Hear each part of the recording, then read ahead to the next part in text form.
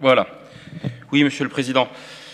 Dans cette séance où on a été souvent en convergence sur quelques points, en désaccord sur d'autres, on va vous faire part quand même de notre étonnement sur cette délibération. Par petites touches, depuis 3 ans, vous retouchez, c'est le cas de le dire, au règlement départemental d'aide sociale. Et à chaque fois, ce sont les populations les plus fragiles qui sont concernées.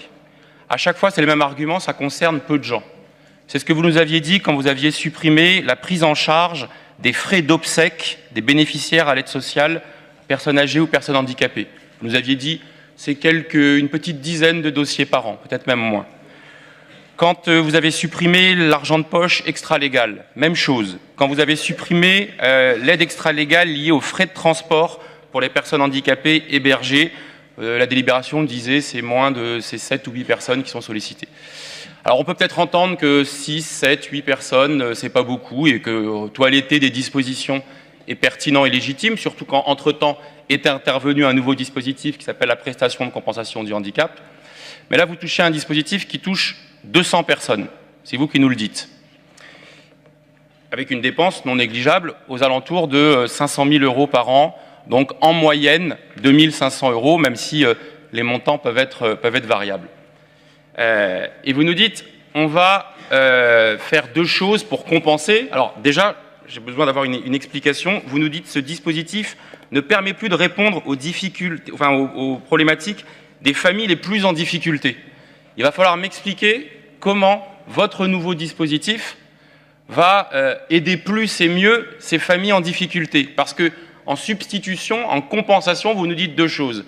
Vous nous dites, ils vont pouvoir solliciter, c'est le droit commun, la prestation de compensation du handicap. Donc première chose, on vous demande, on n'a pas l'habitude de le faire dans cette enceinte, un bilan. Dans 1 an, dites-nous combien de personnes et comment ont sollicité la prestation de compensation du handicap parmi ces 200, ce chiffre constaté ces dernières années de 200, pour pouvoir partir en vacances.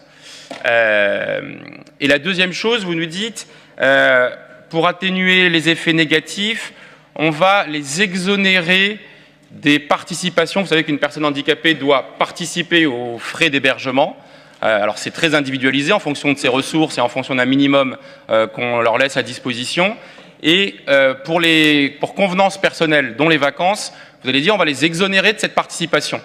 Et comme c'est 35 jours, ça peut aller jusqu'à 1 350 €. Mais je peux vous assurer, je ne connais pas de personnes, parce que donc vous nous dites d'un côté il y a 2 500 € en moyenne et de l'autre côté ça peut aller jusqu'à 1 350 €. Or les 1 350 € ne sont que théoriques. Ce serait dans l'hypothèse où la personne prend 35 jours ouvrés de vacances. Je ne connais pas de personnes en situation de handicap hébergées qui partent les 35 jours. C'est des séjours de répit d'une semaine, de 15 jours, qui sont parfois organisés en partenariat avec d'autres établissements. Donc on ne peut pas comparer les 1 350 et les 2 500, qui laissent de toute façon un gap de 1 200 €, dont je ne suis pas certain qu'il sera compensé par la prestation précisément de compensation du handicap. Bref, votre dispositif, c'est une régression.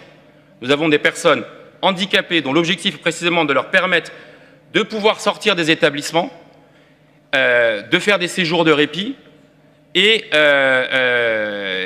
pour des raisons de pure économie, là pour le coup, parce que je ne vois pas d'autres explications, on va avoir une dégradation de la prise en charge. Et donc le risque d'avoir des gens qui partent moins. Ce n'est pas négligeable, 200 personnes dont vous nous dites qui bénéficiaient du dispositif. Il y a aux alentours de 2 500 places en structure handicap relevant du département. 4 000 ou 4 200 si on y ajoute les structures de l'État. Donc on n'est pas sur l'épaisseur du trait. Et donc je ne comprends pas. Voilà. Si dans le même temps vous nous aviez dit, et par ailleurs on met en place une politique volontariste de développement de l'aide au séjour par une convention avec chèque vacances, par une convention avec les associations spécialisées dans les séjours de répit, mais il n'y a pas ça. Il n'y a pas dans les dispositifs relatifs au handicap qui ont été proposés. Donc vraiment, autant quand on économisait 15 000 € sur les prises en charge des frais d'obsèques, on avait trouvé que c'était une petite violence symbolique, mais vous avez dit que ça concerne peu de gens. Là, on est sur 200 Essonniens et des personnes en situation de handicap. Donc vraiment, vous dire qu'on trouve ça inexplicable, injustifiable, et c'est la raison pour laquelle on votera contre.